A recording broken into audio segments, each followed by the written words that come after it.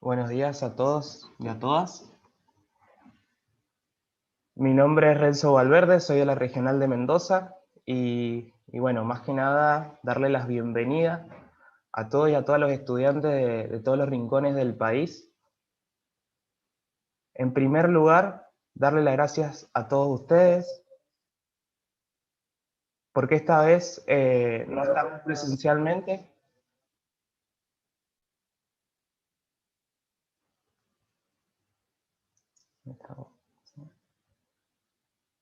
Disculpen la demora que estaba justo también YouTube abierto. Eh, Darles las gracias a todos ustedes por hacernos entrar en sus casas, esta vez virtualmente. Estamos atravesando momentos difíciles como sociedad y es muy grato que si bien no estemos presencialmente nos encontremos de esta manera. En segundo lugar, agradecer a todas las regionales de ciencias económicas que han hecho posible para poder llevar a cabo este congreso. Para poder llevar a cabo este congreso se formó un comité organizativo y bueno, donde agradecer particularmente a Danina Trinidad de la Regional de Misiones, miembro de la Mesa Nacional de Franja Morada, a Eliana Córdoba, Regional Córdoba, perdón, a Elena Orellana, Regional Córdoba, Santiago Alveda, Regional Córdoba, Anita Gallo, Regional Catamarca, Vanessa Figueroa de Regional Catamarca también, Lucio Fontanini de la Regional del Litoral, Emiliano Borsincén, Regional Litoral, Marcelo Acosta, Regional Uncaus, Gustavo Darte, Regional Misiones, Laura Ávila, Regional Mendoza y Gastón Ferreira, Regional Mendoza. A continuación, si los chicos quieren decir algunas palabras, están invitados. Buenos días, mi nombre es Marcelo Acosta, como dijo Renzo, soy estudiante de Contador Público en la Universidad Nacional del Chaco Austral. Más que nada, agradecer la participación de todos, a todas las regionales por el esfuerzo que han hecho. Es importante este momento, más en el contexto que estamos viviendo, acercarnos a través de la virtualidad para seguir formándonos, aprendiendo. Y bueno, nuevamente el agradecimiento por la participación de todos y esperemos que se pase una buena jornada.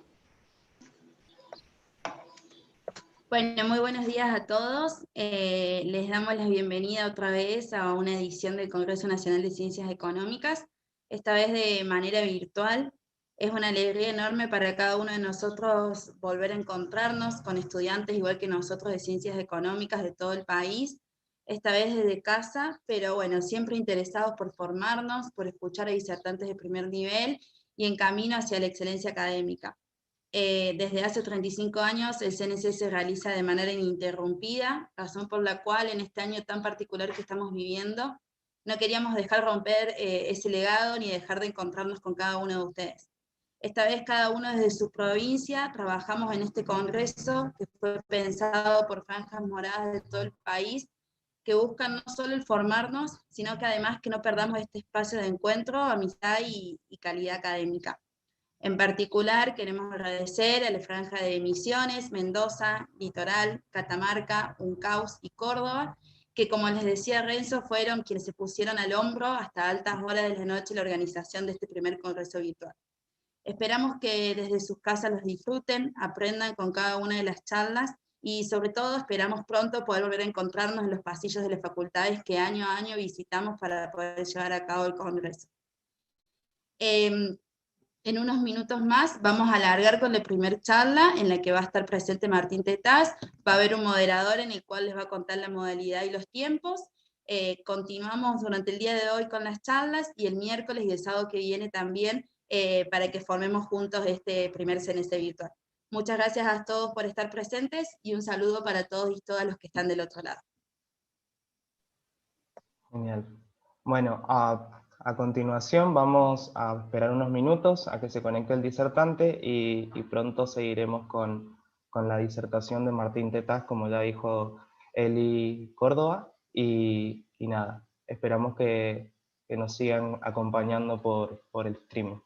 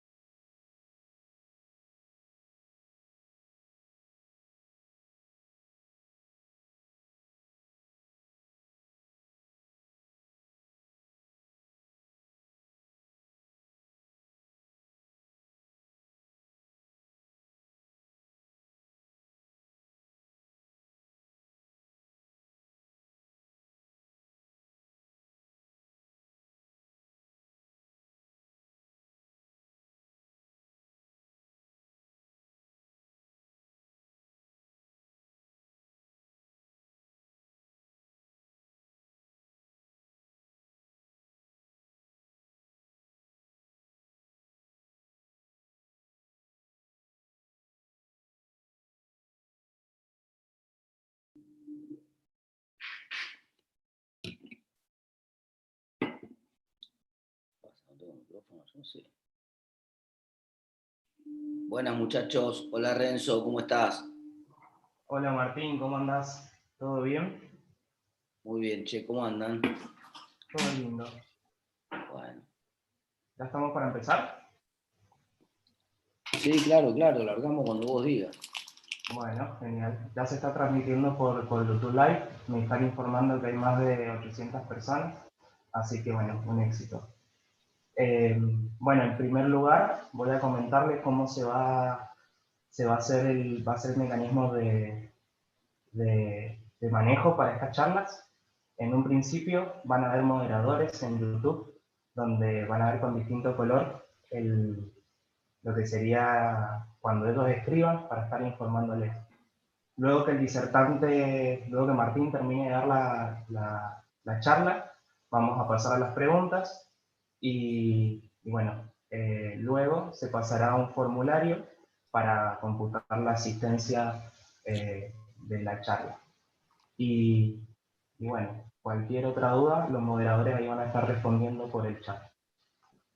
Voy a presentar a Martín, un crack de la economía argentina. La charla que va a estar viendo Martín se llama Economía Argentina, pagando las consecuencias de la cuarentena. Él es licenciado en Economía, egresó a la Universidad Nacional de La Plata, se especializó en Economía del Comportamiento, rama de la disciplina que estudia los descubrimientos de la psicología cognitiva para estudiar nuestras conductas como consumidores e inversores. Es docente de la Universidad Nacional de La Plata, consultor de empresas y speaker. Autor de los libros Lo que el dinero no puede pagar, Psicochomis, Casualmente y Economía para Boda. Creo que Psicochomis lo dije bien, ¿o no? Economics, no importa. Economics, bueno. Todo el mundo le pone el nombre distinto a ese libro, ya claro. Es Economic para la gente, quedó así. Economics, genial. Es columnista y divulgador en La Nata Sin Filtro por Radio Mitre y también en el programa de Luis Majul por La Nación. También es escritor en el diario Clarín Más. Así que bueno, le damos la bienvenida, nos gustaría poder darte un aplauso, pero bueno, virtualmente lo hacemos. No hay problema, no hay problema. Bueno, Renzo, muchas gracias. Yo primero, antes que nada, ahora voy a compartir una presentación porque quiero mirar algunas diapositivas muy rápidamente, pero las quiero compartir. Yo primero quiero agradecer a los organizadores, a los chicos de la franja, han estado llamándome más o menos unas 450 veces en el último mes, con particular insistencia ayer que no me podían ubicar y les agarró un ataque, porque claro, cuando era presencial el CNC, el disertante en un momento llegaba al lugar del evento y ya lo parapetaban en un hotel donde ya lo tenían bajo control, sabían que el tipo estaba ahí, aunque pasara lo que pasara, lo iban a buscar y estaba ahí. Ahora, claro, nadie sabe dónde está la gente, entonces hay un poco de ansiedad en estos casos, ¿no? Casi muy parecida a la ansiedad que hay en Argentina respecto de la economía. Yo voy a hacer un juego medio raro. Quiero saltear entre dos presentaciones distintas para mostrarles algunas cosas y voy entonces a estar jugando de manera más informal entre dos presentaciones distintas para mostrarles algunos resultados que me preocupan hace tiempo de Argentina y que algunos trascienden la mera coyuntura, ¿no? Cuando uno mira la situación actual, uno está claramente caracterizada por una crisis sin precedentes. Obviamente, hubo evidentemente una piña que sufrió el mundo con la pandemia y que eso implica que haya una caída brutal de la economía en todo el mundo. No se salvó nadie. Este es un antecedente que les diría que casi no tiene la economía mundial, porque en general las crisis, nosotros enseñamos en la facultad, son de oferta o de demanda, y en general afectan un conjunto de países. Es raro que haya una sincronía y que la crisis sea de oferta y de demanda, los dos impactos juntos, y que además de los dos tsunamis no haya ningún país que se salve. Siempre en crisis anteriores había algún grupo de países que traccionaban igual la recuperación. Ahora realmente es una situación mucho más complicada. Dicho esto, también es cierto que tampoco podemos caer en el análisis de decir, bueno, no, la economía le pegó a todo, cayó en todos lados, la pandemia le pegó a todo el mundo. Es verdad, los dos grandes resultados de esta pandemia son ciertos, hay muertos en todos lados y hay una caída brutal de la economía en todos lados, pero no cayó lo mismo la economía en todos lados, ni tampoco hay la misma cantidad de muertos en todos lados. Entonces, así como muchas veces señalamos a algunos negacionistas que decían, no, esto era una gripecina, no pasa nada, y les decimos, bueno, miren qué irresponsable la cantidad de muertos que tienen, mientras otros países fueron usaron a la ciencia desde el día 1, tomaron decisiones basadas en la ciencia, transparentes, comunicadas a la población y por lo tanto lograron salir más rápidamente y con menos muertos. Lo mismo pasó con la economía, hubo gente que logró salir mejor que en otros países, ¿no? Pero el primer gran resultado es que cuando ustedes miran en la economía mundial, y este es el gráfico que les estoy mostrando, esencialmente muestra la mayoría de los países de Europa, Estados Unidos y Japón, lo que están viendo ustedes es que todos los países cayeron, sin excepción, algunos más, otros menos, y que todos los países se recuperaron sin excepción, rápidamente, pero también lo que ven es que ningún país volvió al nivel que tenía antes. Este es el nivel que había antes de la crisis, y ningún país logró volver a ese nivel. Lo que hay es una suerte de escalón, quedó un escalón. O sea, los países efectivamente hicieron una B corta, recuperaron, pero no recuperaron hasta el nivel anterior. Cuando lo miran en todo el mundo ustedes, ahora vamos a mirar el gráfico de la derecha, van a ver que los países que entraron, primero China entró a la recesión, obviamente fue donde apareció el primer brote, entró profundamente, pero fue también el que más rápido salió y es el que mejor está en la comparación, pero tampoco llega al nivel que tenía antes. Y cuando ven ustedes los otros países, van a ver que la línea blanca son los países desarrollados. Los países desarrollados tuvieron una crisis después que China, obviamente, entraron en marzo-abril, muy profunda, también lograron salir, tampoco recuperaron del todo y están hoy por acá, en el nivel entre el 85% aproximadamente del nivel que tenían antes, 80 por ahí. Y después tienen en la línea azul los países en vías de desarrollo, o subdesarrollados, o emergentes, como lo llaman ahora, y esa es la que entró más tarde, la curva en la crisis, pero la que cayó peor, la que cayó más profundo y la que está más lejos de recuperarse. O sea, todo, cualitativamente se ve la misma forma de la letra que marca la recuperación, pero la recuperación es incompleta en todos lados. Un punto muy importante acá es que también entramos muy rápido en la cuarentena y cerramos toda la economía del lado de la oferta. O sea, la desesperación de los gobiernos fue cerremos todas las canillas, bajemos la movilidad, que de esa manera paramos el virus. Y al principio no se hizo muy científicamente. Algunos países sí, pero la mayoría de los países dijeron, mira, primero cerramos todo y después vemos, ¿no? Entonces cerramos cosas que no tenía sentido cerrar, qué sé yo, hay actividades productivas. Voy a mencionar un ejemplo muy pavote, pero para que entendamos que son ridículas, ¿no? Que recién ahora están discutiendo en la ciudad de Buenos Aires los protocolos para abrir los hoteles alojamiento, ¿no? Bueno, la verdad que después discutimos si es esencial o no es esencial el hotel alojamiento, pero claramente es una pavada desde el punto de vista científico tenerlo cerrado. Digamos, ¿qué proliferación del virus puede haber dentro de un hotel alojamiento si la pareja que llega a la habitación de ese hotel ya viene apretando hace una hora antes por lo menos, digamos? Entonces, quiero decir, ya se habían contagiado, muchachos. A ver si ustedes piensan que se contagian dentro del hotel, que no se habían visto, era séptica la cosa. Llegaron hasta ese lugar, entonces, mucho gusto, yo soy Juan, yo soy Andrea o Pedro o el que sea, bárbaro, juntémonos y pasemos la bomba, ¿no? Digamos, es decir, pensar en la posibilidad de que la gente se contagie dentro del hotel es una pavada atómica. Entonces, ese tipo de ejemplos muestran que al principio, y eso muestra la profundidad de la primera recesión, entramos en la cuarentena sin pensar mucho, y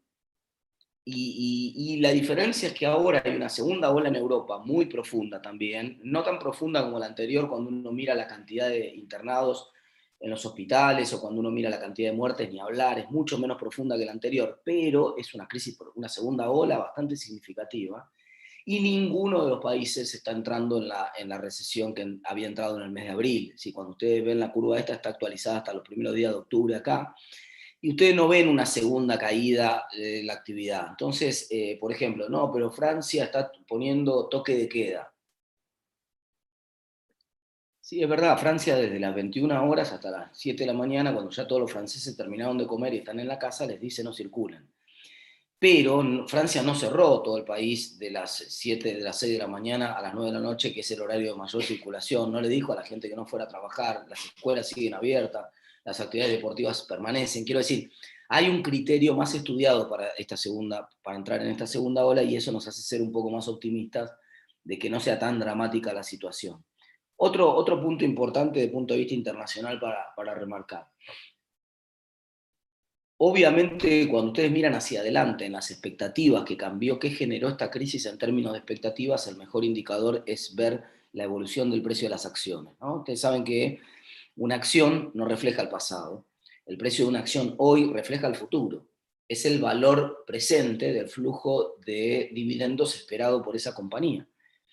Entonces, esencialmente, el valor de una empresa hoy depende de lo que yo quiero que va a ganar esa empresa en el futuro y de la tasa de interés. Entonces, no importa el pasado. Y cuando ustedes ven lo que pasó con la crisis, ven esta B corta que se ve en el índice Dow, que es el principal índice de acciones de Estados Unidos.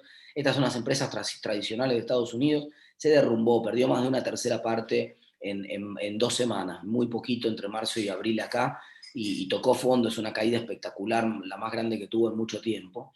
También ven una recuperación rápida, pero también ven esta suerte de B corta incompleta que veían en el gráfico de actividad antes, ¿no? También ven que es incompleta la recuperación. No llegó todavía al nivel que tenía antes, ni hablar del contrafactual.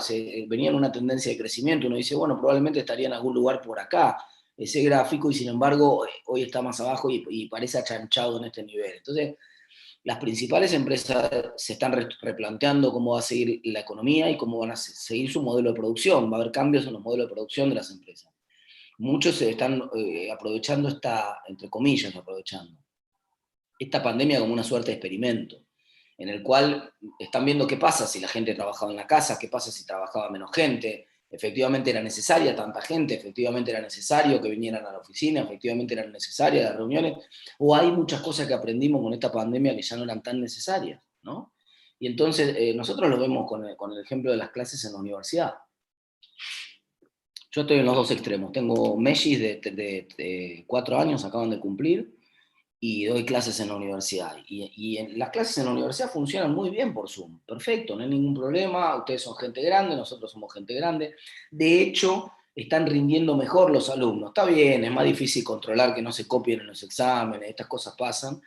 Pero también es cierto que hay una dedicación mayor, porque uno está en la casa, está conectado, está compartiendo con los compañeros, es más fácil pasarles el material, es decir, funciona bien. Esta tecnología nos ayuda a que a la salida de la pandemia, en la facultad vamos a dar clase mejor, vamos a tener más instrumentos. Un día voy a tener un congreso en Córdoba, y antes no la daba la clase esa, y ahora la voy a dar desde Córdoba. Voy a estar dando el congreso, la clase desde ahí para la facultad, y así sucesivamente. Pero no está funcionando para los más chiquitos. Entonces, por ejemplo, no hay oferta académica para los más chiquitos. Hay una suerte de Zoom en algunos lugares que les ofrecen, pero los chicos no tienen la capacidad atencional de sostener una clase como estaban en el jardín antes, jugando con los docentes durante 3, 4, 5 horas. No, es imposible esto por Zoom para los chicos más chiquitos.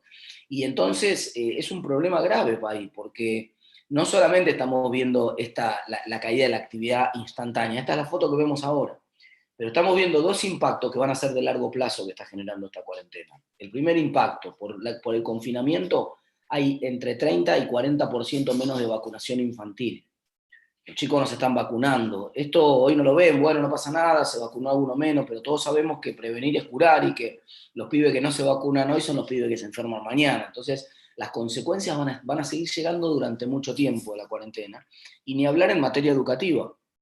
En materia educativa, hay una investigación de Heckman, James Heckman, es premio Nobel de Economía, que demuestra que la mejor inversión que puede hacer un país es la educación temprana de los chicos, lo que se llama educación inicial, lo que nosotros llamábamos el jardín.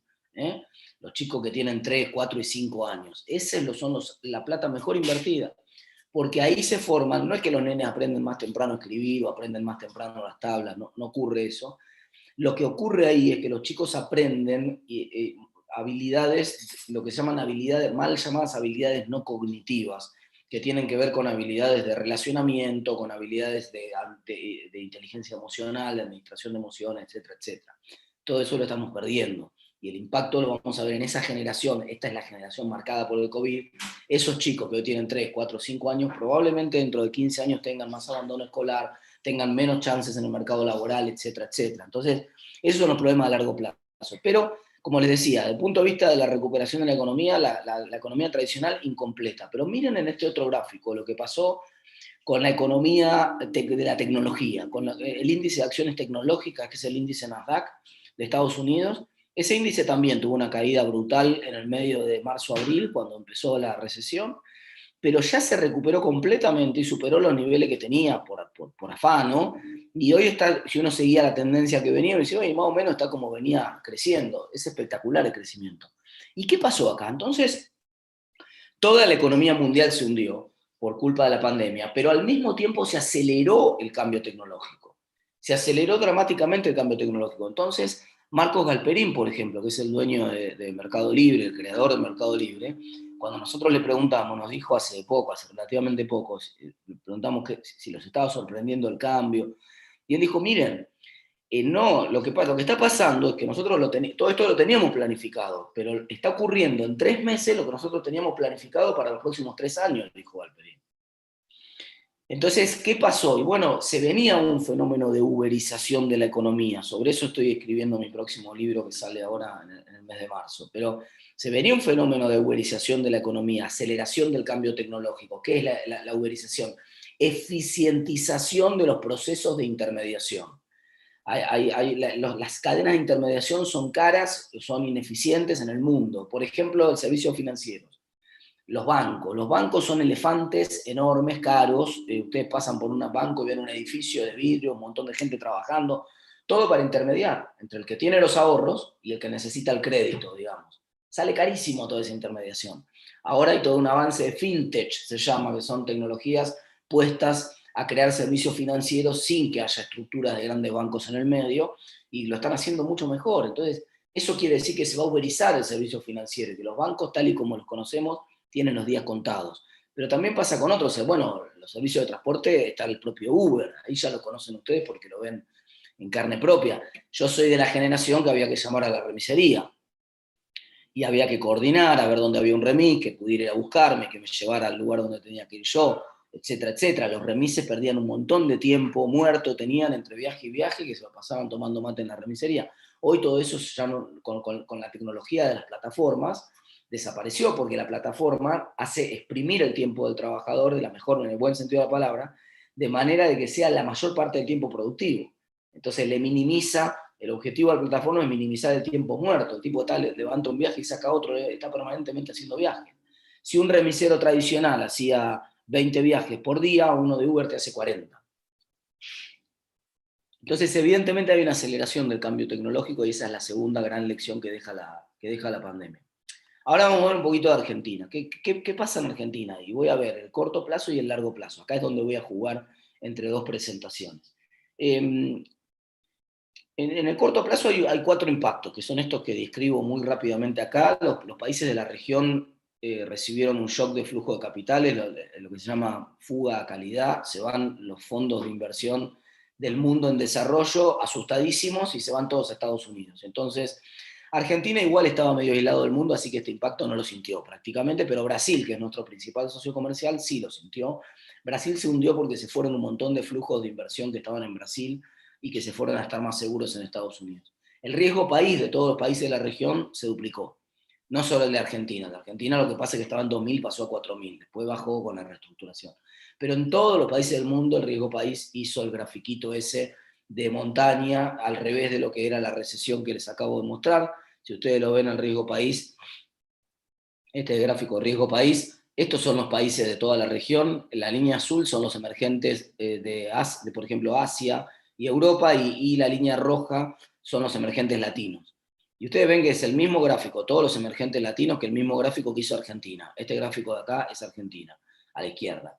Entonces, el riesgo país en Argentina hizo el mismo dibujito que hizo el riesgo país en el resto del mundo. Pegó una subida espectacular en el medio de la crisis, después se dio ese movimiento, y ahora es más caro conseguir crédito en cualquier lado por culpa del riesgo país para los países emergentes.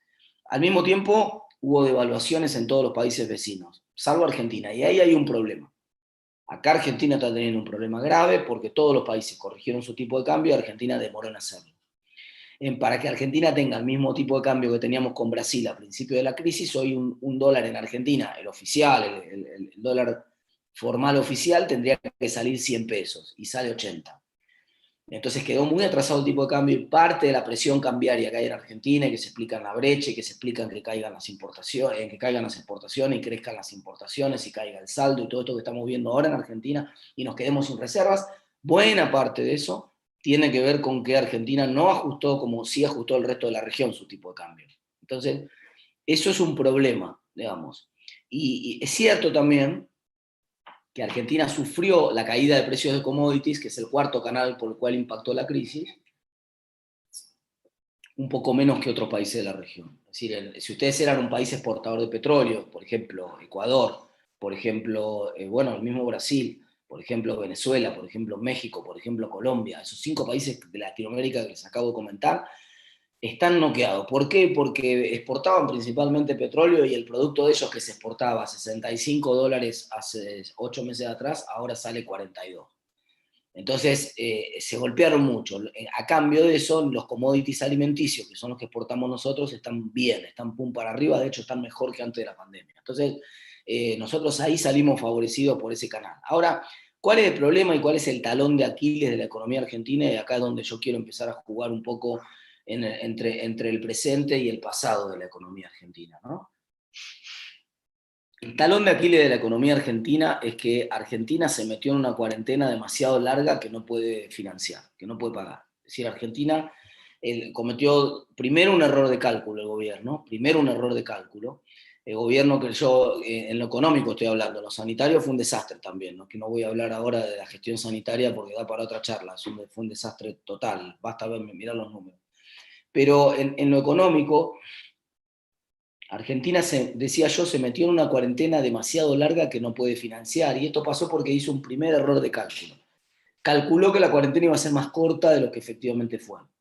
Lo sabemos, estamos seguros porque hay documentos oficiales del mes de abril calculando que la economía iba a caer nada más que 6%, que ahí como consecuencia iba a haber que emitir, iba a haber un poco más de déficit, iba a haber que emitir 3 puntos del PBI. Bueno, finalmente la economía cayó, no sabemos cuánto, pero va a caer cerca de 12, y va a haber que emitir, ya hubo que emitir 1,5 billones, un billón con B larga, 1,5 billones, y probablemente haya que emitir otro medio billón más de acá hasta fin de año. Entonces, el panorama fue bastante más complejo de lo que el gobierno calculó de arranque. El gobierno pensó que salía rápido la cuarentena, y vamos 220 días de cuarentena y se está endureciendo en el interior y en la ciudad de Buenos Aires y área metropolitana de Buenos Aires. Nunca salimos. Sí, se flexibilizó un poco, pero siempre tuvimos aislamiento social preventivo y obligatorio, el famoso ASPO. No lo pudimos abrir nunca. Hubo algunas regiones del interior que pasaron al aislamiento, pero no obligatorio. Nosotros no, ahí no estuvimos nunca. Entonces, hubo un error de cálculo inicial. La cuarentena se hizo más larga de lo que pensaba el gobierno y más profunda. Y entonces el paradigma de ese problema es que además desnudó las incapacidades del propio Estado. Y no estoy hablando solamente de este gobierno, estoy hablando del Estado. Es decir, el Estado argentino está completamente destruido. No por la cuarentena, está destruido porque hace 30 años que no hay una carrera de formación del servicio público en Argentina, no, como sí existe en otros países del mundo. Entonces la política toma por asalto los ministerios y solamente se trata de nombrar personas porque le debo un favor político, pero no estoy pensando, nadie piensa en un plan, nadie piensa en gente formada para ocupar los lugares. Como consecuencia de eso, el deterioro de las políticas públicas en Argentina es brutal, brutal. No funciona nada, no funciona nada. Que no funcionaba la salud nos dimos cuenta cuando entramos en la cuarentena. Nosotros nos pasamos todo el primer mes de marzo llamando a los ministros de salud del interior del país, inclusive a los de Buenos Aires también, preguntándole cuántos lugares de terapia intensiva había. Vamos, una pregunta muy simple. El gestor de políticas públicas, número 1, responsable, el ministro de la provincia, en las distintas provincias, no podía dar un número. No es una pregunta tan difícil. Y se responde con un número, no con una zaraza de 25 minutos. Yo te hago una pregunta, discúlpame, estamos entrando en una pandemia. ¿Cuántos lugares de terapia intensiva hay en tu provincia? ¿Cuántas camas? ¿Cuántos respiradores? No, bueno, porque en realidad si traemos, no, un número, decime, ¿cuánto? ¿Hay 100, 200, 1000? ¿Cuánto hay? Bueno, no supimos. Entonces, la salud estaba completamente destruida, la educación está completamente destruida, esto ya lo sabemos, la educación, miren, muchos de ustedes que están acá, que están en una universidad pública, vinieron de una escuela privada, fueron a la secundaria a una escuela privada, fueron a la primaria a una escuela privada. Esto no existía hace 30 años atrás en Argentina. Hace 30 años atrás en Argentina, la gente iba a una educación privada solamente por razones religiosas, porque, bueno, querían una formación que el servicio, que la educación laica no les brindaba, y iban a una escuela confesional, pero no existía, digamos, la privatización de hecho que tuvo la educación en Argentina es brutal. En los últimos 30 años, masivamente la clase media huyó de la educación pública y se fue a la educación privada. Por suerte todavía no en la universidad, que conserva cierto prestigio, pero en las escuelas primarias y secundarias es brutal el cambio este. Y esto demuestra el fracaso del Estado, es decir, la gente revela con su propio acto, con su propio comportamiento, poniendo la plata donde pone la boca, revela su preferencia. Y la gente revela, al irse de la escuela pública y preferir pagar para ir a una escuela privada, revela que está tratando la escuela pública como si fuera un bien inferior. ¿Se acuerdan de la definición de bien inferior de introducción a la economía? Un bien inferior es un bien que cuando aumenta el ingreso lo consumo menos, en vez de consumirlo más. Una Manaos, por ejemplo, el Fernet Fernandito. Alguna vez no sé si han llegado tan bajo como para tomar ese Fernandito, pero quiero decir, si uno, digamos, ha pasado penurias y quería mantener la fiesta, y bueno, agarraba el Fernandito y lo mezclaba con Manaos y salía una cosa ahí, un menjunje medio intomable, con el cual se comenta que también podían dar un auto si se lo ponían en el motor de auto. Bueno, entonces, cuando uno gana un poco más y tiene un ingreso un poco mejor y el viejo mejora y nos manda unos mangos más, entonces, bueno, tratamos de escalar y dejamos la Manao y nos vamos a la Coca, y dejamos el Fernandito y nos vamos al Branca o al 1882 o alguna cosa de mejor calidad. Muy bien, eso está pasando con la educación. Eso está pasando con la educación primaria y secundaria en Argentina. La gente está dejando de lado la educación que es gratis, que no necesita pagarla, mejor dicho, no necesita pagarla, no es gratis, y la está dejando para pagar ex profeso una educación privada, que tampoco es que de calidad sea tanto mejor, pero por lo menos tienen clase, por lo menos funciona, etcétera, etcétera. Y esto es dramático, además es dramático por otro tema, para otra charla, pero lo dejo picando acá porque es un tema que me preocupa mucho, porque está cristalizando una desigualdad social espectacular y una fragmentación social que antes no existía en Argentina. Hace 30 años atrás, los padres de ustedes no estaban fragmentados socialmente como van a fragmentarse ustedes ahora. ¿Y por qué no están fragmentados socialmente? Porque iban todos a la escuela pública, y en la escuela pública se mezclaban todos. Y entonces uno, cuando salía, tenía amigos, y yo me junté el otro día con mis ex compañeros de la escuela primaria, y una de las chicas se había quedado sin empleo y trabajaba en casas de familia, y otro de los muchachos, que era un empresario ahora inmobiliario importante, tomó la decisión en esa reunión de decir, oh, mira, venía a trabajar conmigo. Eso se llama capital social. Y esa posibilidad de movilidad social que le permitió a esta chica salir de la pobreza y poder tener un empleo digno, etcétera, no lo hubiera tenido si no hubiera existido esa escuela pública que mezclaba y que daba ese capital social. Se perdió, no está más eso. No está más. Se perdió. Ahora ustedes están condicionados por la escuela a la que van, dramáticamente condicionados. El conjunto de amigos son de la misma clase social que ustedes, no son de otra clase social, ni más arriba ni más abajo. Están condicionados a estratificarse socialmente, y eso es dramático en un país. Y esa fragmentación social que está existiendo cada vez más en Argentina, 2 o 3 sociedades que van a distintas velocidades, eso es un fenómeno nuevo. Pero volvamos al presente, volvamos a la pandemia. Y el fracaso del Estado, que demostró que el Estado estaba roto en Argentina, que no funcionaba, fue de hecho el principal programa que puso el gobierno en la pandemia, que es el programa de remediación, que se llama el IFE, el famoso IFE. ¿Por qué?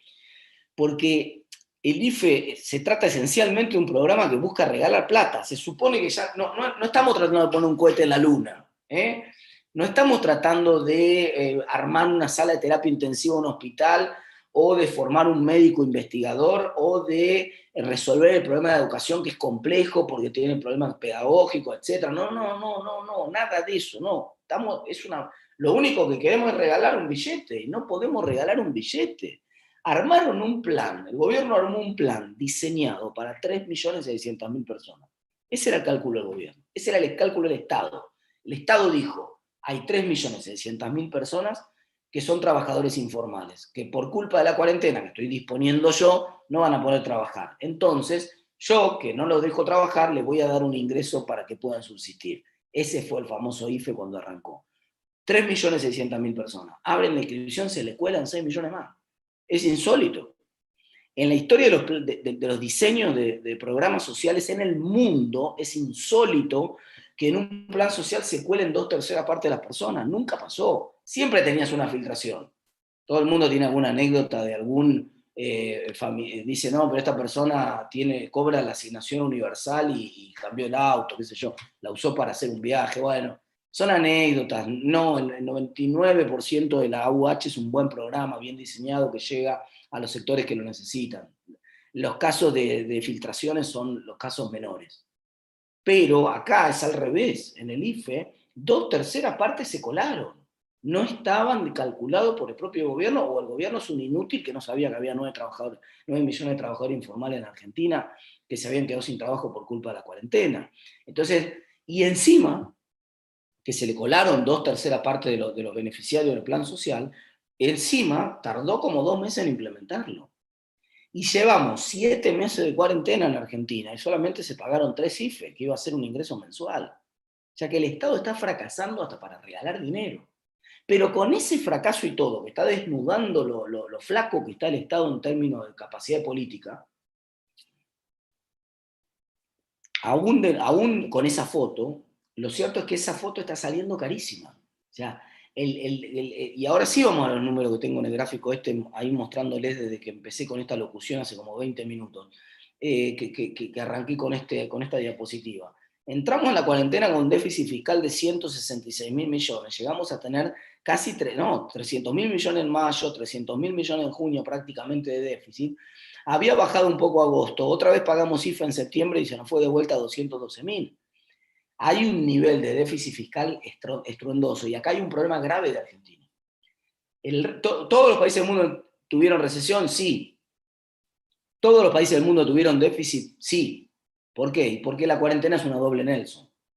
La cuarentena baja los ingresos fiscales, te baja los ingresos fiscales por un lado, porque está parada la actividad, y por el otro lado te sube los gastos, porque tenés que hacer el programa COVID, tenés que dar una IFE, tenés que dar una ATP, tenés que resolver el problema, invertir en salud, etc. Entonces, la cuarentena te genera una doble Nelson que hace que tengas déficit. Es imposible no tener déficit. Todos los países del mundo tienen déficit. La discusión es que no todos tienen el mismo déficit, y clave y fundamental, no todos lo financian igual.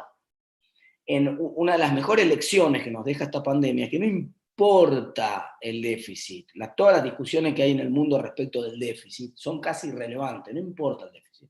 Lo único que importa es el financiamiento. La mayor parte de los países del mundo tienen déficit, sí, pero también tienen financiamiento. ¿Por qué? Por 2 cosas que aprendemos ahora en el medio de esta crisis, que se llaman moneda y se llaman crédito.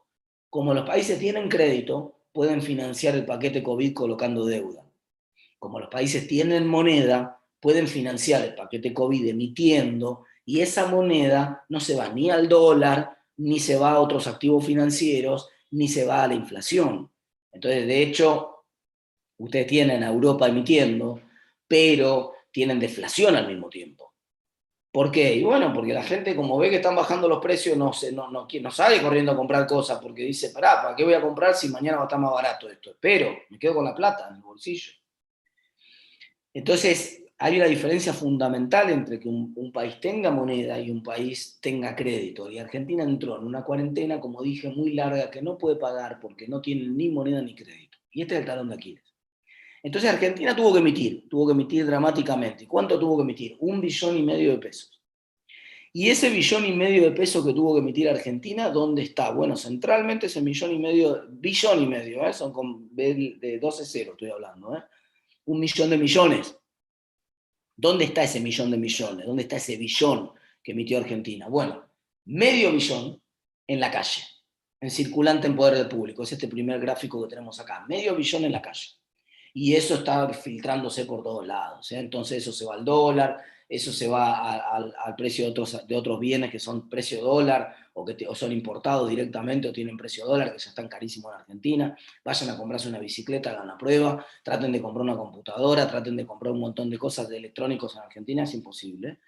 Entonces, eso se está yendo a todos los precios y se está yendo al dólar. Y después, además, y esto es lo grave y lo preocupante, el otro billón lo metió el gobierno en pasivos remunerados del Banco Central. ¿Qué es eso? LELIQs. LELIQs y pases, ¿no?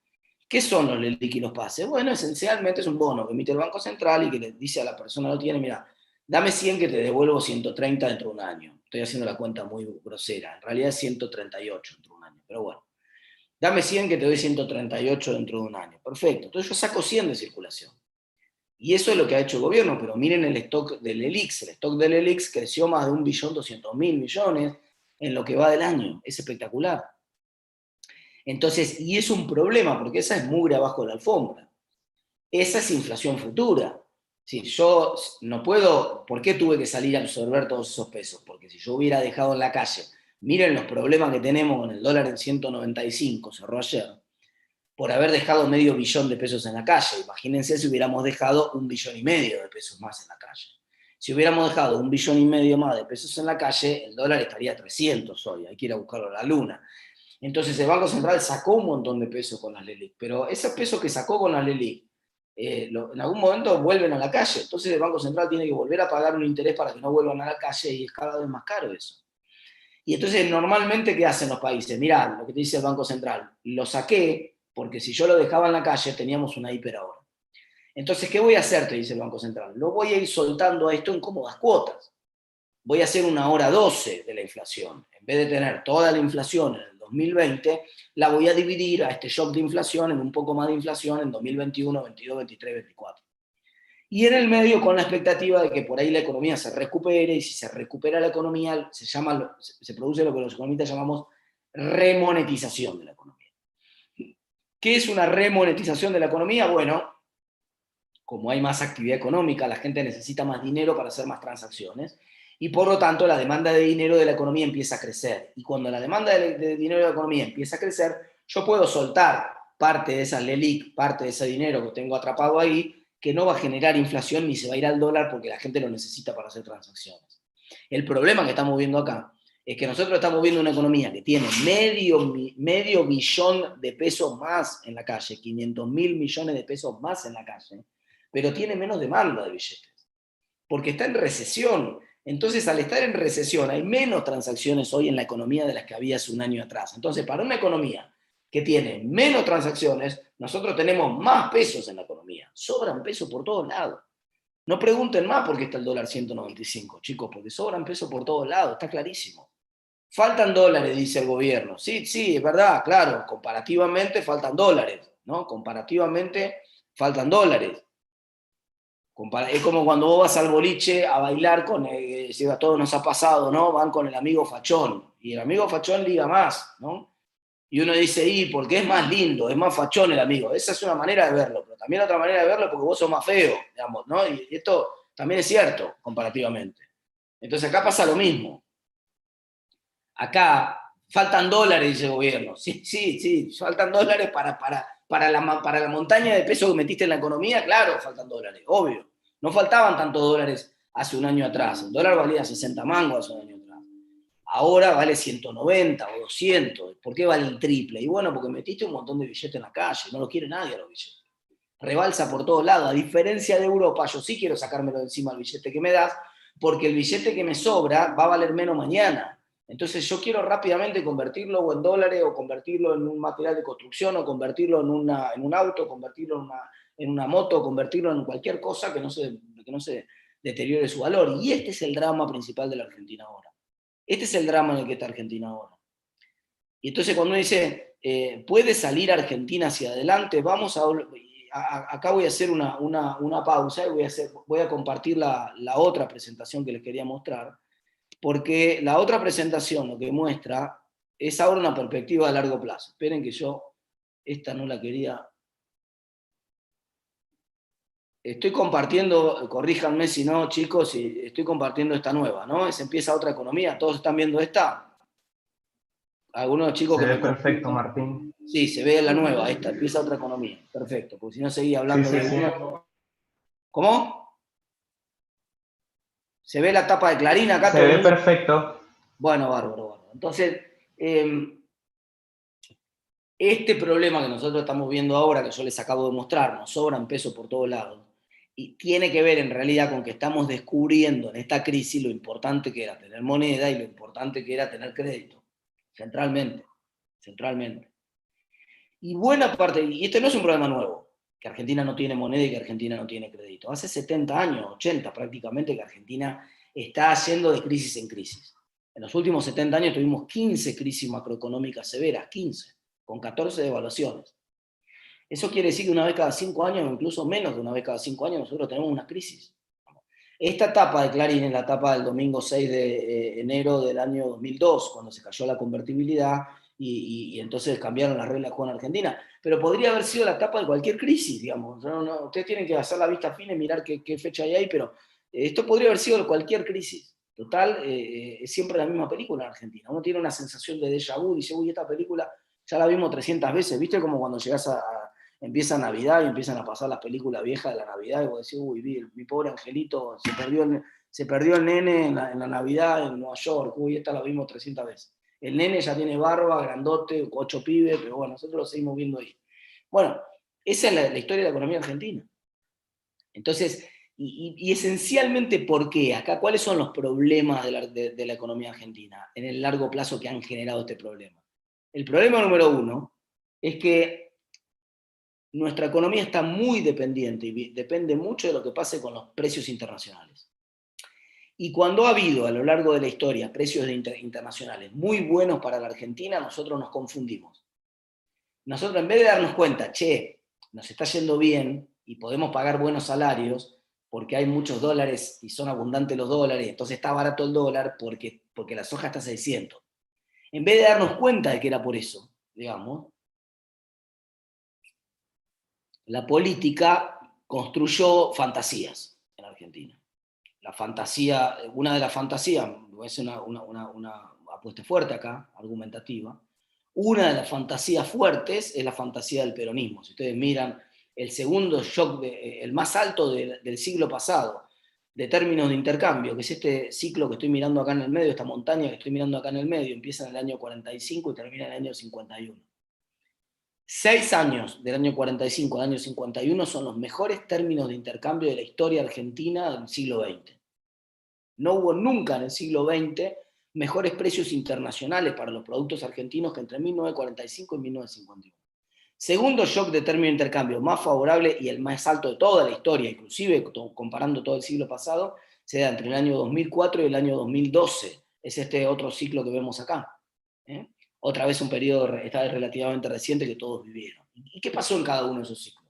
Miren lo que hacía Noruega. Noruega, cuando tuvo ese ciclo, formó un fondo. Y toda la plata que entraba, porque el petróleo estaba a $150 el barril, la ponía en ese fondo que lo invertía en el exterior, ni siquiera en el país, para diversificarse. Y para que no comerse la mague de que de golpe eran ricos, digamos. Entonces nosotros, ¿qué nos pasaba? Entraban las soja 600, y tanto el sector privado como el sector público consumía a este nivel, muy arriba. Pensaba, pero si yo trabajo un montón, ¿cómo no me voy a merecer unas vacaciones en Miami o en Brasil o en el Caribe?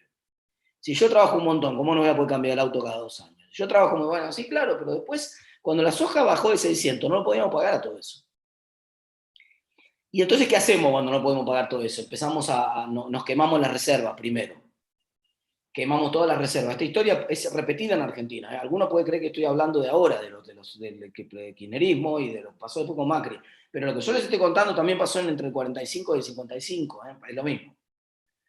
¿Qué hicimos? Nos comimos todas las reservas, porque ya los precios internacionales no eran tan favorables. Cuando nos terminamos de comer todas las reservas, nadie quiere venir y decir en el medio de la noche que se acabó el Fernet, digamos. Nadie quiere. Entonces, ¿qué empieza a pasar cuando se empieza a acabar el Fernet? Te lo empiezan a diluir, ¿viste? Te lo empiezan a diluir, porque nadie quiere cortar la fiesta a las 3 de la mañana. Entonces eso fue lo que esencialmente pasó. Quemamos todas las reservas. Cuando se acabaron las reservas, empezamos a tomar deuda. Cuando llegó Macri, ¿qué pasó cuando llegó Macri? Y bueno, cuando llegó Macri, tenía la situación de plantarse y decir, miren muchachos, todo lo que vivimos hasta acá fue una fantasía apoyada en una soja de $600. No vale más $600. Ahora vale 300 la soja, así que hay que bajar el consumo al nivel de soja de 300.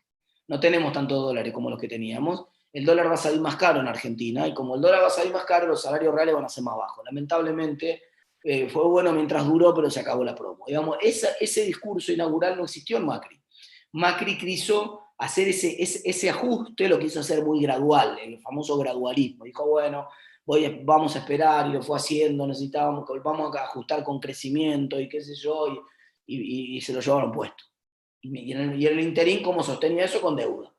Digamos, entonces, bueno, pero ese es el problema histórico de la Argentina de los últimos años, no de los últimos 3 años. Si ustedes miran la serie de superávit o déficit fiscal de la Argentina desde los años 60 hasta ahora, acá tienen 60 años de historia económica argentina en este gráfico, van a ver que sistemáticamente, salvo honrosas excepciones, Argentina está en déficit fiscal. Y está en déficit fiscal grande. Y el déficit y la deuda son la misma cosa, chicos, ¿eh? No se confundan acá, no se coman el amague. No hay deuda sin déficit. El déficit es el padre y la madre de la deuda. Y si no hay acceso a los mercados de deuda, como no hubo en Argentina durante mucho tiempo y como no hay ahora, entonces, y yo sigo con el problema del déficit, entonces, ¿qué hago? Emito. Entonces voy o deuda y me la pongo contra la pared de un default, como ha pasado en Argentina tantas veces, o emito y me la pongo contra la pared de la hiperinflación. Y entre estos males está Argentina girando permanentemente. Entonces, cuando nosotros vemos esto, y encima, como tercer gran problema de la economía argentina, lo otro que han hecho los gobiernos, es subir impuestos. Ah, bueno, estamos en una crisis, hay déficit. Y bueno, ¿no tenemos acceso a crédito? No. ¿No tenemos posibilidad de emitir más porque generamos una hiper? No. Ajustarse nunca está en el manual de la política. Ajustarse no. Entonces, ¿qué dicen? Dicen, bueno, pongamos un impuesto nuevo. Un impuesto nuevo. Hay 160 impuestos en Argentina. 160 impuestos en Argentina.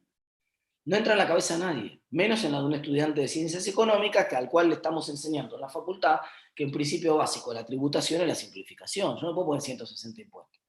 Porque nadie sabe cuántos impuestos tiene un producto, nadie tiene la menor idea. Encima hay impuestos escondidos. Hay impuestos que son anti-exportadores, como las retenciones. Es una paradoja. Un país que tiene problemas porque se queda sin dólares cada 2x3, sistemáticamente le pone impuestos a los que generan los dólares. Digamos. Esto no entra en la cabeza de nadie. Yo les cuento una anécdota muy rápida. Hace 2 años atrás, cuando Macri subió, porque esto tampoco es un problema exclusivo del peronismo, los distintos gobiernos han puesto estos impuestos, no solamente el peronismo. Entonces, Macri, cuando tuvo la crisis en 2018, subió las retenciones, puso impuestos a las exportaciones de vuelta. El argumento era fiscal, y bueno, no, nos apretan, necesitamos la plata, qué sé yo, pero vamos, el problema era ese.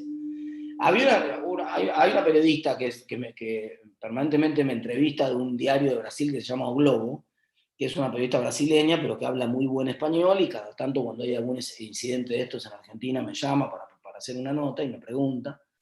Y cuando me estaba entrevistando en la crisis del 2018, me pregunta qué estaba pasando y qué medidas había tomado el gobierno, y yo empiezo a explicarle que el gobierno de Macri, para salir de la crisis, había puesto otra vez impuestos a las exportaciones. Y esta periodista se sorprende y me corrige. Me dice, no, usted me quiso decir, no entendí bien el español, usted me quiso decir impuesto a las importaciones. Me dice, no, es que nosotros le ponemos impuesto a las exportaciones. Es insólito, no lo creen en el mundo. No entiende la gente cómo un país que tiene problemas para generar exportaciones le pone impuesto a las exportaciones. Es una cosa loca. Bueno, este problema, digamos, es uno de los ejemplos. Ponemos impuesto a las exportaciones, pero también le ponemos impuesto al desarrollo. El principal impuesto de las provincias, que aporta 3/4 partes de los ingresos provinciales, 75% de los ingresos provinciales, es un impuesto que se llama ingresos brutos, que en realidad se tendría que llamar ingreso de los brutos, no ingreso bruto, ingreso de los brutos, hay que bautizarlo bien, como corresponde, porque es un impuesto que penaliza la agregación de valor.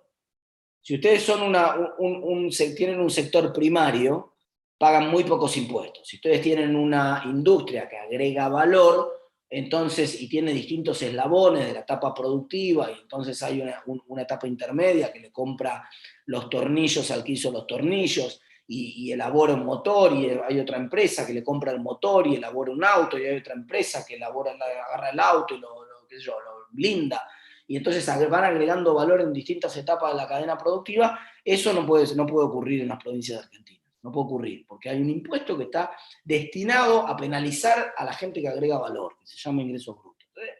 Digamos, esto es otro drama en la Argentina. Ahora subimos más los impuestos. En los últimos 30 años, ahí tienen el gráfico en Argentina, En los últimos 30 años, en particular en los últimos 20, subió la presión tributaria a 15 puntos de producto en Argentina.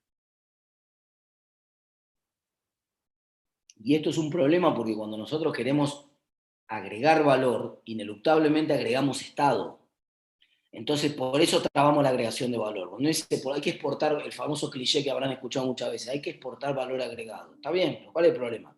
Que si yo quiero agregar valor, por cada dólar que quiero agregar de valor, tengo que agregar $1 de Estado, digamos. Entonces, en el mundo no me van a pagar el gasto público mío, ni me lo van a financiar. Con lo cual, cada intento de agregar Estado fracasa y hace que nosotros nos hundamos más como país.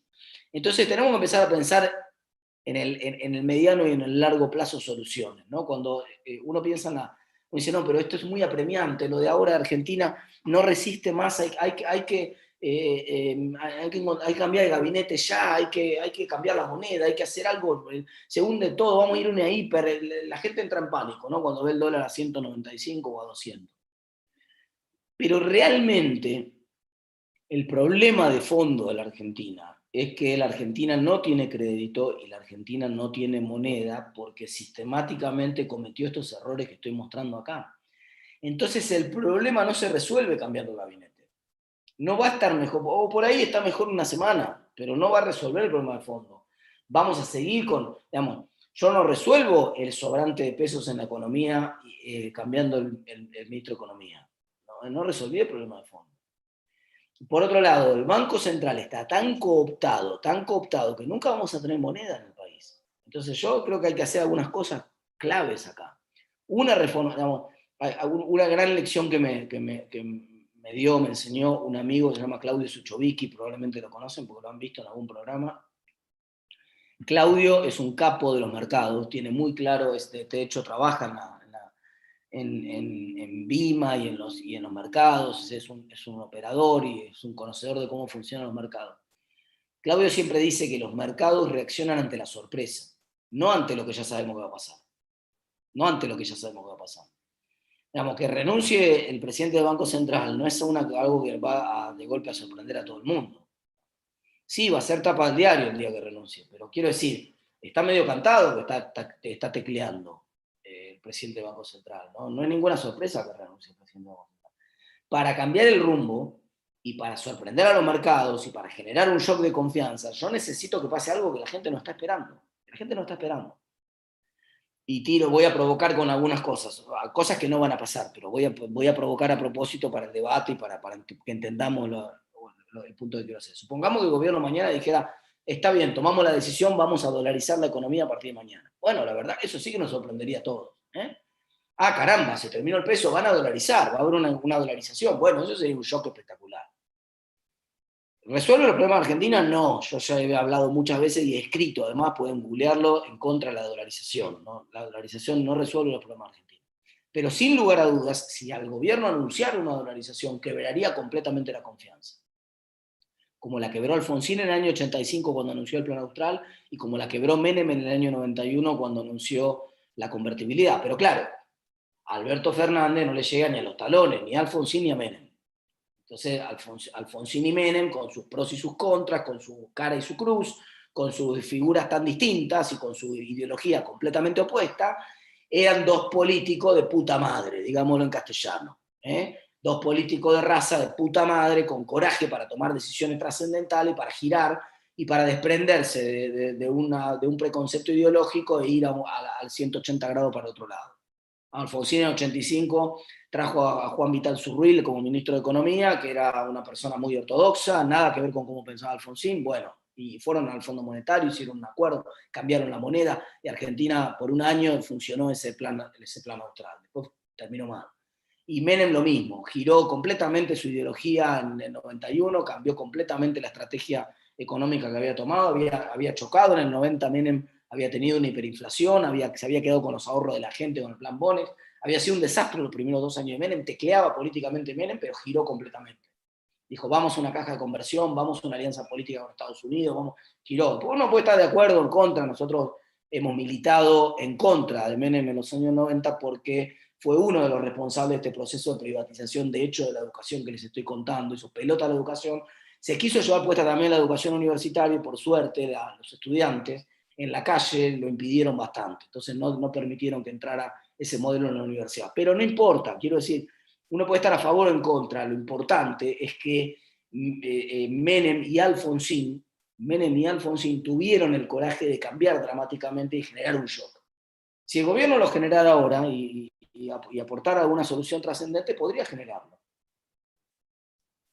Yo acá tengo una propuesta concreta, que es la que voy a hacer, y con esta voy a terminar y voy a abrir el debate para las preguntas. La propuesta concreta es muy simple. Hay que sacarle el Banco Central a la política. Hay que sacarle el Banco Central a la política. El Banco Central originariamente no existía, por supuesto, es una creación de Prebisch en la década del 30, pero la función de creación de moneda, con muy buen tino, Juan Bautista Alberdi, en la década del 50 del siglo XIX, se la sacó al Poder Ejecutivo. Fíjense la visión de Alberdi. Alberdi había visto el desastre que había producido Rosas en la provincia de Buenos Aires con la suma del poder público. Había dilapidado, había creado moneda que había generado inflación, había colocado deuda que había caído en default y no había podido pagar. Era un desastre, manejaba discrecionalmente el presupuesto. Entonces, Alberdi, que aprendió de eso y miraba la Constitución de Estados Unidos, cómo funcionaba, dijo, no, vamos a sacarle al Poder Ejecutivo la facultad de imponer impuestos. Los impuestos los pone el Congreso. Vamos a sacarle al Poder Ejecutivo la facultad de imponer gastos. Los gastos los determina el presupuesto, los determina el Congreso. Vamos a sacarle al Poder Ejecutivo la posibilidad de colocar deuda. La deuda la coloca el Congreso. Y vamos a sacarle al Poder Ejecutivo la posibilidad de emitir moneda. La moneda la emite el Congreso. Eso es Alberdi, esencialmente. Entonces yo quiero volver a Alberdi un poco. Y quiero plantear la idea de que el Congreso sea el responsable de nombrar un nuevo directorio del Banco Central. Que el Congreso sea responsable. Hoy, ¿a quién lo puso a Miguel Pese, el presidente del Banco Central, y al directorio? Alberto Fernández. Y no es un problema del peronismo, porque ¿quién puso al director anterior? A los dos directores anteriores del Banco Central, presidente del Banco Central, tanto Sturzenegger como Sandleri, los puso Menem. ¿Y a quién había puesto a los presidentes anteriores? Bueno, hay una historia famosa de cómo Redrado se tuvo que ir del Banco Central porque Cristina lo echó y empezó a utilizar las reservas del Banco Central y empezó la decadencia monetaria argentina después de una década que había sido muy buena en lo económico y le había generado muchos ingresos a la Argentina, como mostré en el gráfico de recién, y volvió otra vez la inflación en Argentina y volvió el default y volvieron los problemas, en parte porque la política se apropió del Banco Central. Y esa fue la renuncia de Redrado en su momento. Entonces, ¿yo qué propongo acá? Saquémosle el Banco Central a la política. Es muy simple, saquémoselo. Que el propio Congreso, la manera de garantizar la independencia es que el propio Congreso nombre un directorio del Banco Central y el directorio nombre su presidente, pero que lo nombre ¿de dónde? ¿Cómo lo nombra? Bueno, hay una suerte de ronda inicial con unas ternas. Ternas en realidad no es la palabra, ternas son tres. Acá sería una nómina donde las universidades, donde los bancos y las organizaciones del sistema financiero nombran candidatos. Entonces uno dice, miren, yo tengo un profesor muy bueno de moneda, crédito y banco, que es Daniel Heyman, número 1 en Argentina, para mí tendría que ser el presidente del Banco Central. Muy bien, ese lo nomina la Universidad de La Plata. La Universidad de Buenos Aires nomina a otra persona, y así sucesivamente. Y los bancos nominan a personas con experiencia en el sistema financiero, que saben cómo funcionan los bancos, y ahí tenemos una bolsa de 100 candidatos para elegir. Y de esa nómina inicial de 100 candidatos para elegir, el Congreso, con 2/3 de sus miembros, ¿y por qué 2/3? Muy importante. Porque nombrar con 2/3 al directorio obliga a lo que sería en una democracia parlamentaria la construcción del gobierno, la construcción de un consenso. Le da una cuota de parlamentarismo al modelo argentino. Obliga a que el Banco Central, para formar su directorio, tenga que tener consenso. Y no pueda este directorio ser impuesto por un presidente que tiene mayoría circunstancial en la Cámara. Entonces no alcanza con la mayoría que tiene el peronismo hoy en la Cámara, o que puede haber tenido Cambiemos en algún momento. No alcanza con eso. Hay que ir a buscar los 2/3. O sea que hay que ir a un consenso. Y en la construcción de ese consenso va a haber que juntar cabezas y va a haber que negociar, y va a quedar un directorio conformado ahí. Y ese directorio que queda conformado del Banco Central dura en su mandato para siempre, como los jueces, para siempre.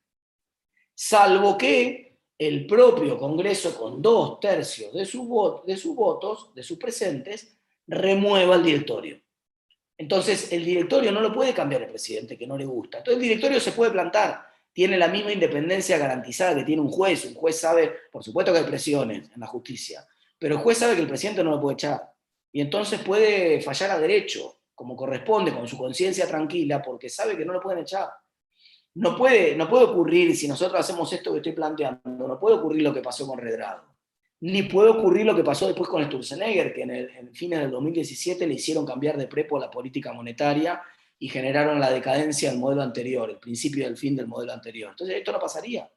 Ni pasaría lo que pasa ahora, donde el Banco Central está rehén de financiar al Poder Ejecutivo, entonces simplemente el Banco Central a partir de ahora sería completamente independiente. Eso se generaría un shock de confianza espectacular porque nadie está esperando esto y cambiaría la regla de juego de Argentina para siempre, hacia adelante. Probablemente permitiría recomponer la moneda y en el cortísimo plazo frenaría la corrida que hay contra el peso y frenaría seguramente la escalada del dólar y permitiría que la Argentina haga pie, pero no solamente en esta crisis, sino para los próximos 50, 60, 80 o 100 años. Hasta acá llego yo, chicos, les agradezco mucho, voy a dejar de compartir la presentación y abrimos el espacio de preguntas, si les parece. Sí, Martín, ha sido un éxito, la verdad que más de 20 charlas, 20 preguntas hay hechas, así que los moderadores han ido como sintetizando, porque muchas tenían lo mismo, preguntaban lo mismo. Y bueno, la primera pregunta dice, ¿qué opinas de la gente que quiere emigrar y qué repercusiones puede tener para el país? Este es un país que ha sido tallado por los flujos migratorios, externos e internos. Así que está en nuestra sangre. Vamos, acá llegamos de los barcos, la mayoría, ¿no? Somos nietos o bisnietos de inmigrantes, así que llegamos así. Y ahora hay un proceso de migración masiva de países limítrofes, y hubo hasta hace muy poquito una migración masiva de venezolanos, de hermanos venezolanos que vinieron a buscar trabajo, paz, tranquilidad, una oportunidad. Gente, esto es notable, ¿eh? Estas oportunidades las brinda Argentina nada más. Acá nosotros no nos damos cuenta de eso. Acá vinieron 500.000 venezolanos a la Argentina, casi en 3, 4 años, y todos trabajaron, todos consiguieron empleo, no van a encontrar un venezolano desocupado. Esto es un mérito de la economía argentina. Supo absorber un montón de gente que vino a buscar oportunidades, que vinieron con una mano atrás y la otra adelante, y que a pesar de que tenían un título universitario, no les tembló el pulso en agarrar la bici y ponerse la mochila atrás y salir a repartir pizza, porque y así fueron los inmigrantes argentinos cuando llegaron los europeos acá y fueron nuestros abuelos. O sea que está en nuestra sangre y ahora no me sorprende entonces que cuando no hay oportunidades en Argentina muchos piensen en emigrar. Obviamente no me gusta, porque yo me quiero quedar en mi país y porque quiero pelear para mejorar mi país y porque, en mi caso particular, porque he tenido muchas oportunidades y porque además me va bien, entonces no tendría sentido irme, pero en otros casos porque si nosotros no nos quedamos y damos pelea para cambiar lo que está mal, es mucho más difícil cambiarlo. Vamos al extremo de Venezuela. No quiero caricaturizar la situación, no digo que Argentina sea Venezuela, pero vamos al extremo de Venezuela. Venezuela tuvo un éxodo de 5 millones de personas. Entonces, claro, ahora hay elecciones en Venezuela y los 5 millones de personas que están en contra del gobierno no están para votar. Entonces, es mucho más difícil que cambie Venezuela si los 5 millones están afuera que si los 5 millones están adentro. Claro, para esos 5 millones seguramente hay un alivio, porque ahora tienen un trabajo, tienen una vida, pueden planificar, pueden comprarse algo. Mejoró, pero para Venezuela no es bueno lo que pasó. Entonces, lo mismo pasa acá. Vamos. Ahora, dicho eso, a mí me parece una idea sensacional que alguien que tiene 20 años, no alguien que tiene 45 y que tiene una familia acá, eso me parece una tragedia. Cuando yo veo un venezolano de 40 años, o de 50, o de 60, la niñera de mis nenes, una de las niñeras de mis nenes es venezolana, tiene 60 años, trabaja, no tiene problema. Me duele eso me duele. Porque hay gente que está claramente no hay ninguna ganancia de que estén fuera de su país y de que estén haciendo un esfuerzo tan grande acá. Pero cuando veo un pibe de 20 años, no me duele tanto.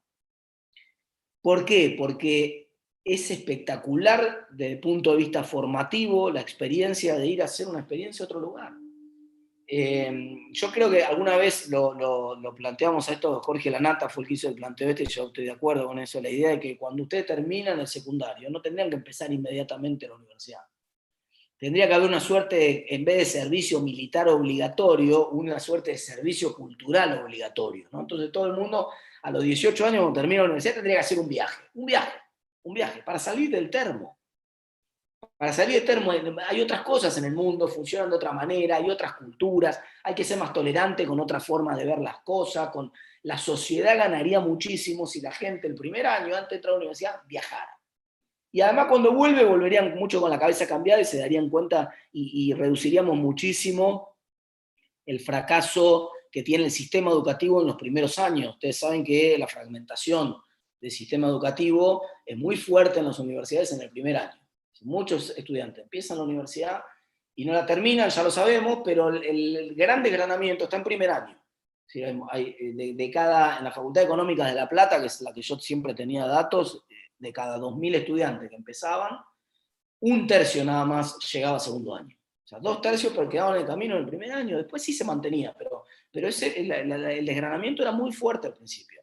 Una de las razones del desgranamiento era que el tipo empezaba y se daba cuenta que no era lo que le interesaba, no lo motivaba, decía, no, yo, si hubiera sabido que era esto me anotaba en otra cosa. Bueno, no hay apuro, la sociedad nuestra está como presionando a los pibes para, por esto estudiar ya, bueno, por ahí no, por ahí conviene laburar un año, por ahí conviene hacer una experiencia de intercambio internacional un año, etc. Genial. Ahí antes de seguir con la próxima pregunta, les comunico a todos que los moderadores van a estar enviando ahora el formulario para que completen los datos y sirva para la asistencia. La próxima pregunta dice, ¿qué debe cambiar en la Argentina para que podamos tener una economía más sana? Y te hago la segunda por si querés. ¿Cuánto tiempo crees que va a perdurar este problema? Bueno, una de las cosas que tienen que cambiar, la dije recién, o sea, nosotros tenemos que recuperar la moneda, no es posible tener una economía sana sin moneda, no se puede. Nosotros tenemos que recuperar la moneda y para recuperar la moneda hay que sacarla del ámbito, sacar el Banco Central del ámbito de la política, del Ejecutivo, y ponerlo en un ámbito más técnico, con estabilidad que tiene que tener garantizada, si depende del Congreso, en los términos que lo expliqué antes.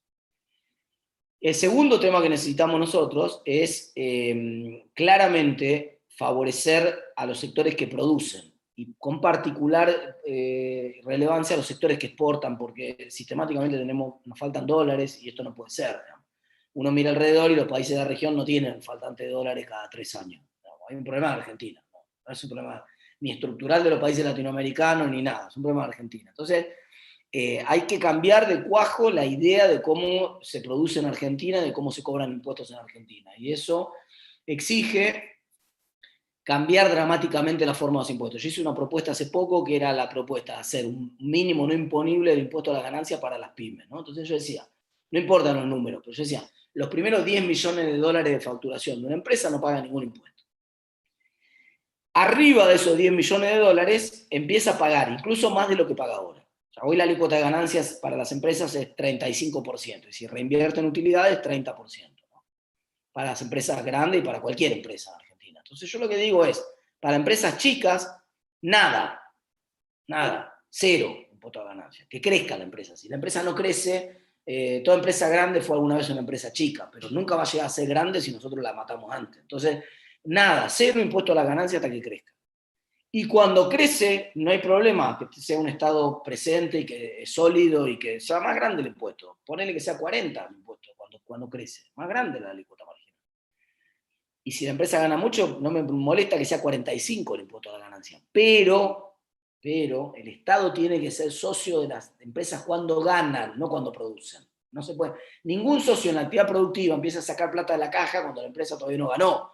El único socio que hace eso es el Estado. Eso hay que terminarlo en Argentina.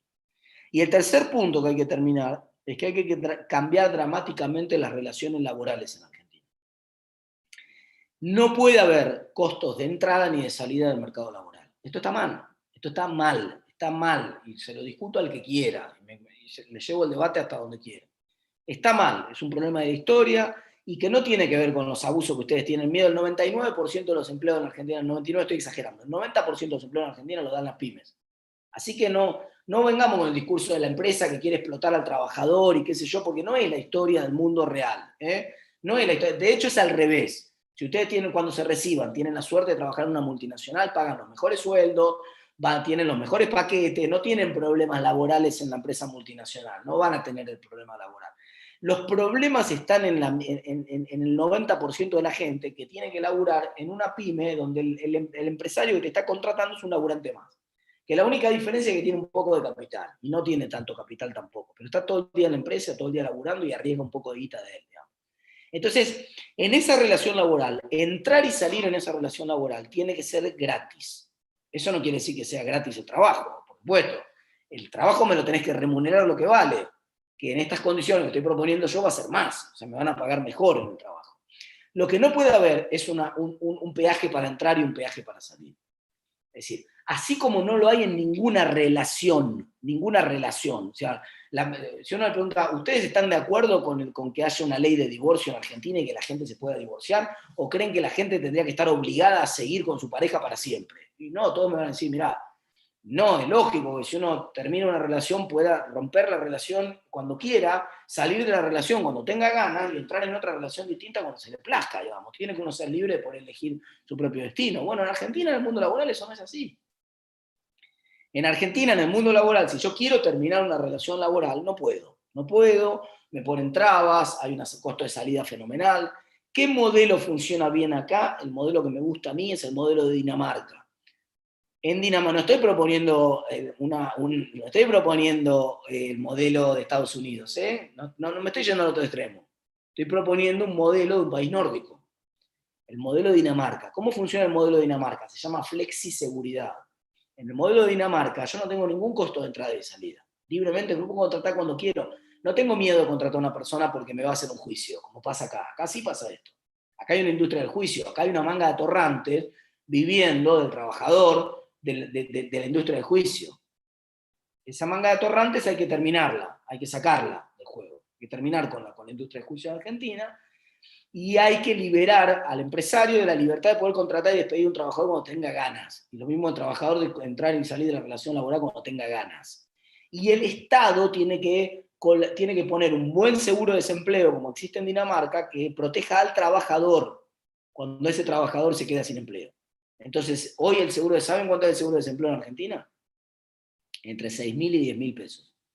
Ustedes pierden el trabajo en Argentina, el seguro es, primero no lo cobra nadie, porque como el 50% del empleo es informal, pero si ustedes tienen la suerte de estar en blanco y quedan desempleados y van al telegrama a solicitar el seguro de desempleo, si tienen suerte y tienen mucha antigüedad, le van a dar 10.000 pesos por mes, si no le van a dar 6.000 pesos por mes.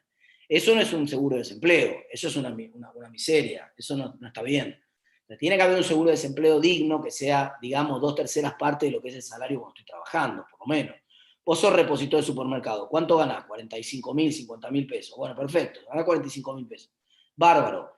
¿Cuánto tiene ese seguro de desempleo? No puede ser menos de 30.000 pesos, porque vos no podés vivir, es imposible. Entonces, y tiene que ser transitorio, de manera tal de que el Estado te tiene que ayudar, tiene que haber una arquitectura del Estado diseñada para capacitarte a vos y para ayudarte a conseguir rápidamente empleo, porque no le sirve ni a vos ni al Estado que vos estés mucho tiempo desempleado. Entonces, tenemos que cambiar esa dinámica, ir hacia un mundo laboral que se mueva con esas reglas. Yo creo que si logramos hacer estos 3 cambios que estoy proponiendo, el cambio monetario, el cambio impositivo y el cambio laboral, Argentina va a ser un país muy distinto.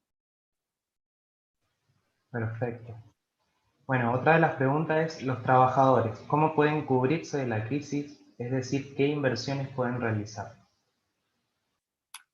Bueno, una lección que ustedes saben, aprendido muy bien porque son estudiantes de ciencias económicas, es que no todos los zapatos son para la misma persona, ¿no? Entonces, una cosa es, si yo tengo un ahorro del cual necesito vivir y necesito una renta porque voy a vivir, entonces uno dice, bueno, hace un plazo fijo y, que te cubre un poco de la inflación, no te va a cubrir todo y y te vas comiendo ese plazo fijo, y con esa renta de ese plazo fijo, que en parte es inflación, vas viviendo hasta que se te acabe, digamos, es como una solución medio sui generis, ¿no? Ahora, si vos querés una cobertura de más mediano plazo, bueno, obviamente la gente está corriendo desesperada a comprar dólares en el medio de una hiperinflación que tiene miedo que se venga. Entonces, no estoy diciendo con esto que se va a venir, pero lo que quiero decir es, obviamente el dólar vale 200 en Argentina casi porque la gente se está cubriendo comprando dólares a lo que dé. Y hay 1000 maneras de comprarlo más barato. Ustedes pueden abrir una cuenta comitente desde una aplicación del celular, y con esa cuenta comitente de una aplicación de celular en cualquier sociedad de bolsa de Argentina, por ejemplo, yo trabajo con la gente de Balance, pero puede ser cualquier sociedad de bolsa de Argentina, ustedes abren la aplicación, en 24 horas tienen una cuenta y pueden comprar dólar bolsa, que hoy vale creo que 170 pesos, cerró el viernes. Entonces, son formas de cubrirse. Pues hay 1000 formas de cubrirse, distintas formas de cubrirse. Si es a más largo plazo el ahorro, pueden hacer el plazo fijo en uvas, que ese plazo fijo en uvas descubre toda la inflación, ajusta por inflación. Si se viene un shock de inflación, ustedes quedan cubiertos y arriba de eso les da un puntito de interés. O si ustedes quieren diversificar y salirse del riesgo argentino, pueden comprar lo que se llaman CDRs. ¿Qué son los CDRs? Certificados de acciones del exterior, que se negocian en pesos, pero que ustedes pueden ser dueños de una parte de Amazon, o de una parte de Coca-Cola, o de una parte de una empresa internacional. Y de esa manera, a pesar de que hacen la inversión en pesos, están linkeados al valor del dólar, porque esa acción cotiza en Estados Unidos.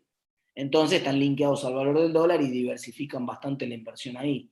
En fin, hay múltiples opciones, la verdad que yo siempre digo que para contestar esa pregunta, cuando a mí alguien me dice, che, ¿en qué invierto? Yo antes de decirle A, B o C, primero le hago 15 preguntas yo. ¿Para qué necesitas la plata? ¿Cuánto riesgo estás dispuesto a tomar? ¿Para cuándo la necesitas esta plata? Si vos necesitas la liquidez rápida. La gente me dice, el otro día, por ejemplo, nombro este ejemplo y pasamos a la siguiente pregunta. Un empresario importante del interior del país, al cual estoy asesorando, me pregunta porque había vendido unas estaciones de servicio y tenía que comprar un campo. Y había un descalce temporal entre las operaciones, entre que vendía las estaciones de servicio, tenía los dólares, y tenía que comprar el campo, y había 20 días en el medio de descalce entre la operación, y decía que no quiero tener los 20 días, quiero hacer rendir esta plata 20 días. Mi sugerencia fue caucionate, hacer una caución en la bolsa directamente, es una caución, es un alquiler de esa plata, la alquilás, es como un plazo fijo de corto plazo, digamos. La alquilás, no vas a ganar mucho, pero bueno, algo le vas a sacar y quedas cubierto y no hay mucho riesgo, bárbaro, caucionate, fue mi sugerencia. Y me pregunta, me dice, ¿y no te parece que mejor entre en acciones que están muy golpeadas ahora? Y yo lo que le dije, mirá, las acciones son muy volátiles. Yo nunca le voy a recomendar a alguien que tiene que salir dentro de 20 días de la inversión que entre en acciones, porque las acciones nadie sabe en qué precio van a estar dentro de 20 días. Aun cuando hoy estén muy bajas las acciones, dentro de 20 días pueden estar más bajos. Yo estoy seguro que entrar en acciones en Argentina es una excelente inversión de mediano y de largo plazo. ¿Por qué? Porque hoy Argentina en dólares está regalada. Entonces, si ustedes tienen dólares y pueden convertirlos en pesos y entrar en una acción y comprarse, diversificando 3 o 4 empresas argentinas, y no necesitan la plata hoy, sino dentro de 10 años, es una gran opción, porque estoy seguro que en los próximos 10 años va a haber una oportunidad de ganar mucha plata. No sé si va a ser en el 6º año, en el 7º, en el 8º o en el 10º, pero va a haber un año en el cual la bolsa va a rebotar, digamos, y van a tener una buena diferencia. Pero yo nunca le recomendaría a alguien que entre en la bolsa si es alguien que tiene fecha de salida cierta, que me dice, mira, yo tengo que salir porque necesito la plata esta para suponer que fuera, no sé, un viaje que tengo que hacer en marzo del año que viene. No te recomendaría entrar en una inversión volátil si vos tenés fecha de salida, una fecha concreta, porque ese día que vos tenés que salir por ir a la bolsa no recuperó y está abajo, y vos te ves forzado a vender porque necesitas la plata y perdés plata. Entonces mi consejo fue, no entres en la bolsa por 20 días. Es una locura, caucionate, quédate 20 días tranquilo y después salí. Bueno, vuelvo a repetir que los moderadores van a estar enviando un formulario donde van a tener que ir completando con los datos por el tema de la asistencia, porque ahí veo que están preguntando muchos de nuevo. Así que los moderadores van a enviarlo de vuelta. Y creo que con esta última pregunta, o sea, la última pregunta que respondiste, Martín, eran la mayoría así de cómo invierto, de cómo hacemos para salir, cómo podemos invertir. Y una pregunta muy interesante es con respecto a la educación. ¿Usted cree que cuando la educación vuelva a la normalidad habrá una baja importante de estudiantes activos? Muchos perdieron la fe en la educación argentina. Sí, no, ni hablar. No solamente que perdieron la fe, hay una crisis económica sin precedentes y mucha gente va a tener que salir a buscar trabajo, mucha gente quedó afuera y el sistema no presencial, si bien sirvió para contener algo y es mejor que no nada, que haber perdido completamente el año, no reemplaza el esquema presencial, y en los sectores más desfavorecidos va a pegar mucho esto. Entonces, en los sectores más desfavorecidos va a haber muchísimo abandono. Si, digamos, la historia del abandono escolar en Argentina, nosotros hicimos una investigación con Leonardo Gasparini del CEDLAS hace muchos años, estudiando justamente por qué se producía ese abandono escolar, que se produce centralmente en la secundaria. En Argentina casi el 99% de la gente termina la primaria, pero solamente 50% de la gente termina la secundaria. Es decir, la fragmentación grande se produce en la educación secundaria. Nosotros lo estudiamos ese fenómeno.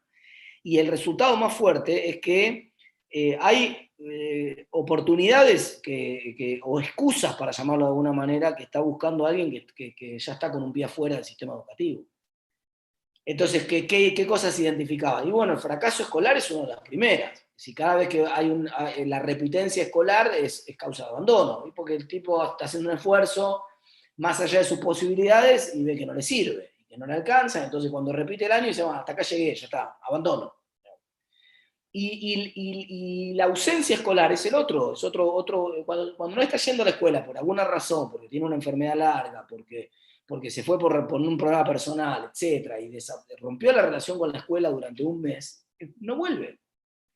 Y esto es gravísimo, porque esto va a pasar, esto ya está ocurriendo, digamos. El otro día Sebastián Katz me comentaba, un colega que es docente de escuelas técnicas de la provincia, de la ciudad de Buenos Aires. Miren, ciudad de Buenos Aires, que se supone que socioeconómicamente es el distrito más favorecido, y sin embargo me decía, mira, estoy teniendo que alumnos que me siguen, me contestan, tengo 3 cursos, me dijo, y tengo menos de 8 alumnos por curso que me siguen y me contestan los mails y participan un poco, no. Entonces, cuando arranquen de vuelta, el resultado va a ser ese. Vamos a ver que comparando la matrícula del 2019 que tenían las escuelas secundarias con la matrícula que van a tener en el 2021, va a haber una caída fuerte, y en la universidad probablemente pase también. Yo creo que la universidad, insisto, el tema del Zoom más o menos nos permitió zafar, funcionó bien dentro de todo, pero quiero ver, con toda la caída del nivel socioeconómico y la ruptura del tejido social que se está produciendo por la cuarentena, cuánta gente va a quedar haciendo pie el año que viene. Ojalá que sea la mayoría, pero la verdad que no soy muy optimista. Genial, Martín. Y bueno, la última pregunta que están proponiendo ahí en el chat es un pronóstico rápido del futuro en 1 minuto. No, miren, primero que el futuro, que es la semana que viene, me imagino, porque en Argentina el futuro es la semana que viene, ¿no? Yo lo que digo, hace poco, en este verano me pasó que yo estaba en la playa y un señor mayor me ve ahí, me reconoce, y se me acerca a hablar y me pregunta, me dice, che, vamos a salir de esta. Enero de este año estoy hablando, o sea, en enero de este año éramos Suiza, antes de todo esto que pasó, pero bueno, ya estábamos en crisis. Vamos a salir de esta, y yo lo miré y le pregunté, ¿vos dónde estuviste viviendo estos años? ¿Estuviste acá o te fuiste a Polonia? El tipo me mira. Digamos, vos ya viste esta película. La sensación más allá de esto, por supuesto, lo de la pandemia, la cuarentena, es completamente extraordinario, ¿no? Esto no pasó nunca, ¿no? Esto no tiene comparación. Pero las eternas crisis argentinas, que yo les conté que hubo 15 en los últimos 70 años, una vez cada 5 años, todo el mundo ya la vio a las películas. Cuando uno mira brecha cambiaria, salto del precio del dólar. Yo cuando estaba en la facultad había un libro de Fiel, que era verde, chiquitito el libro, se llamaba Historia de los controles cambiarios de la Argentina. Control de cambios en la Argentina, la historia de los controles de cambios en la Argentina, una cosa así.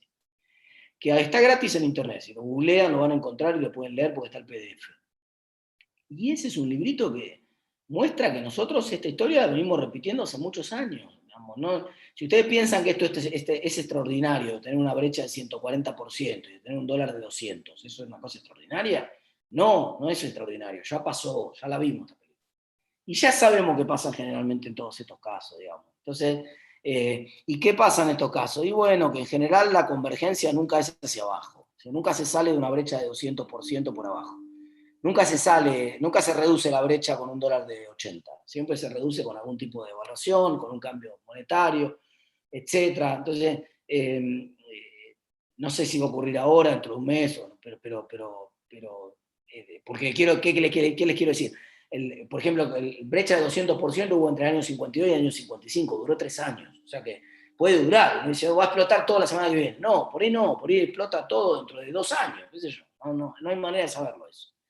Lo que sí hay manera de saber es que Argentina va a salir de esta crisis, porque siempre salimos de la crisis, tarde o temprano, y que también vamos a saber, lamentablemente, que si nosotros no resolvemos los problemas de fondo, sobre los cuales hice pie yo recién, los 3 grandes problemas de fondo, vamos a volver a caer otra vez en otra crisis como esta dentro de otros 5 años, y ustedes me van a ver en una charla dentro de 10 años en otro contexto, y vamos a estar hablando, van a decir, pero esto que estás diciendo ya lo dijiste hace 10 años en el CNC de Económica. Yo voy a decir, sí, pero se repite la historia.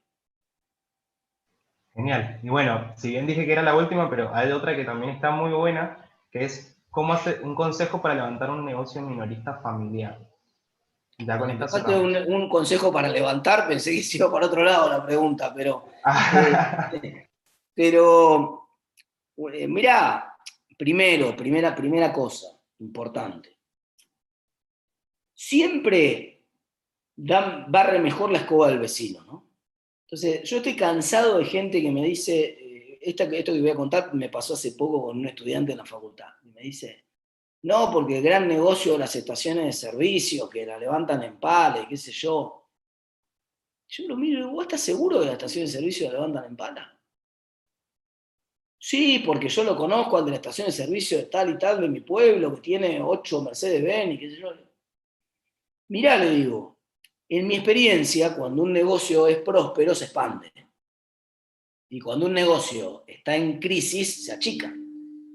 Y yo lo que veo es que cada vez hay menos estaciones de servicio y cada vez los lotes donde había estaciones de servicio, sale la estación de servicio y arman una torre. Entonces, si yo tuviera que guiarme en función de lo que estoy viendo, me parece que tiene más futuro el negocio inmobiliario o de la construcción que el negocio de las estaciones de servicio. Porque uno se está achicando y el otro se está expandiendo en general. Y esto es muy importante. Porque cuando uno dice, entran todas las discusiones de precios en Argentina. Ayer tenía una discusión en redes sociales con alguien que me decía, no, porque el que genera la inflación es el que no puede ser que la lechuga se la paguen 5 pesos al productor y salga 100 pesos en la góndola. Y yo le decía, acabas de identificar una oportunidad de negocio extraordinaria. ¿Qué estás esperando? Comprate una chata o conseguite una chata usada y andá a buscar vos al productor. Comprarle vos la lechuga 5, pagásela un poco más porque vos sos un buen tipo, no se la vas a pagar 5, pagásela 10 vos. Gana más el productor. Y como hay una brecha fenomenal, traé la lechuga vos, ponete 2 verdulerías, que es el negocio más barato del mundo de poner, porque lo único que necesitas, no hay casi infraestructura, lo único que se necesita es un local vacío de medio hecho pelota, ni siquiera se necesita que el local esté muy bien. Ponete 4 verdulerías, andate a hacer el viaje todos los días y vos y te vas a juntar vos esa diferencia. ¿Por qué no hay una horda de gente haciendo eso, digamos? ¿Por qué uno no observa que masivamente la gente ve este negocio? Y porque evidentemente no están así. Entonces, la lección número 1 de esto es que el conocimiento es la base del éxito en cualquier negocio. Cuando uno ve un negocio y dice, no, yo lo veo a esto del negocio, tienen un bar acá, un negocio gastronómico y se llenan de plata en tal lugar, hasta ahora ya está medio complicado esto, pero por lo menos esto era cierto hace unos meses. Mirá que una cosa es verlo al negocio y otra cosa es cuando vos te metés y querés armar tu propio bar. Vos vas a armar el bar de enfrente, lo vas a poner igual, calcado, las mesitas, todo, las heladeras, va a estar espectacular tu bar, van a brillar las canillas de cerveza, y te vas a morir de hambre, no te va a andar, porque vos no es tu rubro el bar, vos nunca hiciste un bar, vos no tenés la menor idea de cómo es el negocio. Por ejemplo, un bar tiene 20 personas, la clave de un negocio con 20 personas son las relaciones laborales y humanas, tenés que saber manejar un grupo de 20 personas.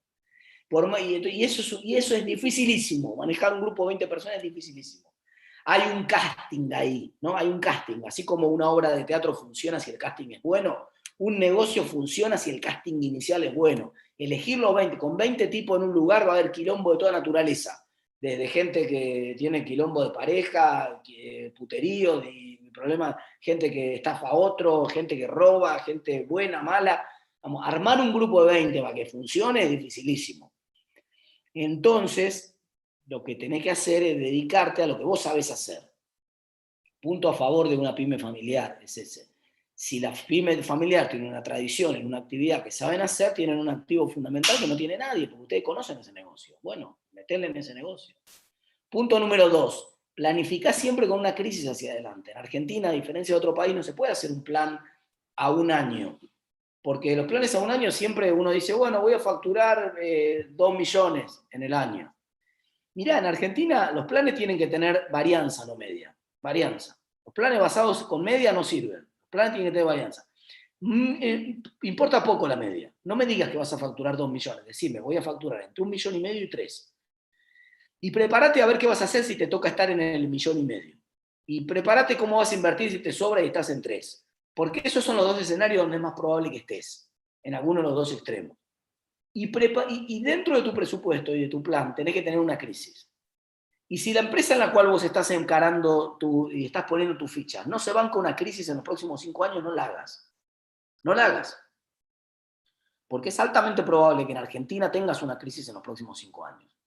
Entonces, a mí me gusta mucho jugar al póker, ¿no? Y en el póker, cuando vos tenés la mejor mano, yo sé que muchos juegan los muchachos, cuando vos tenés la mejor mano, que es el par de ases, vos decís, yo voy all-in, pongo toda la ficha que tengo, la llave del auto, todo, porque no le gana ninguna mano el par de ases. Eso es cierto el 82% de las veces. Pero hay una de cada 5 veces que vas a perder con el par de ases, tenga lo que tenga, porque el otro se le va a pegar una carta, va a tener suerte, y le va a salir la carta, la única carta que lo puede salvar, le va a salir, y vos vas a perder con el par de ases. Digamos. Entonces yo no pondría la llave del auto con el par de ases. No pondría la llave del auto, porque si a mí me toca perder la próxima mano, yo ya sé que las 4 que siguen probablemente las gane, pero si yo ya no tengo el auto, ya no voy a ganar más nada. ¿Me explico? Ya me quedé afuera. Y esto vale para una empresa. Es decir, si yo tengo una empresa familiar, yo no pondría todo en la empresa familiar sin resto. Yo tengo que tener un presupuesto de emergencia para una crisis. Tengo que estar preparado por una crisis. Y tengo que saber cómo voy a reaccionar con el personal en una crisis, con el alquiler en una crisis, con la empresa en una crisis. Por ejemplo, tengo que firmar un contrato de alquiler del local. El contrato de alquiler tiene que tener una cláusula eventual, porque si yo no tengo una cláusula de salida del contrato de alquiler, es probable que tenga que enfrentar una crisis, y en la crisis es probable que tenga que negociar una caída. Entonces, por ejemplo, ahora los contratos nuevos que se están haciendo para salir de la pandemia en el medio de la incertidumbre, son contratos en los cuales la gente está diciendo, mira, no te voy a pagar como te pagaba por el local 50.000 pesos por mes. No te voy a pagar porque no da para más los negocios así. Te voy a pagar 20.000. Y si facturo más de tanto, te pago 60. Y si facturo menos de tanto, te pago 20. Digamos, ¿no? Entonces, hay que empezar a jugar con este tipo de cosas. Presupuestos contingentes, presupuestos que incluyen una crisis, presupuestos con margen de error, más foco en la varianza que en la media, y focalizarse en el negocio que uno sabe que es el principal activo que tiene cualquier pyme familiar. Bueno, Martín, más que nada no queda más que agradecerte y pedirte disculpas por haber estado insistiendo tanto ayer y hoy a la mañana. Agradecerte por siempre la disposición, sabemos que ahí nomás te contactamos y siempre está tu sí disponible. Así que nada, nos gustaría darte un aplauso con un Congreso Nacional lleno presencial y poder felicitarte, pero bueno, la verdad que a la distancia lo hacemos llegar. Comentarle a los chicos que siguen en el streaming que la próxima charla será de Esteban Campero a las 2 de la tarde con innovación abierta y transformación digital en tiempos de pandemia, así que también los esperamos y no se olviden también de completar el formulario para computar la asistencia. Así que Martín, nuevamente muchas gracias y nos vemos, gente. Gracias por la disposición. Muchas gracias por la invitación, nos vemos la próxima. Nos vemos, Martín.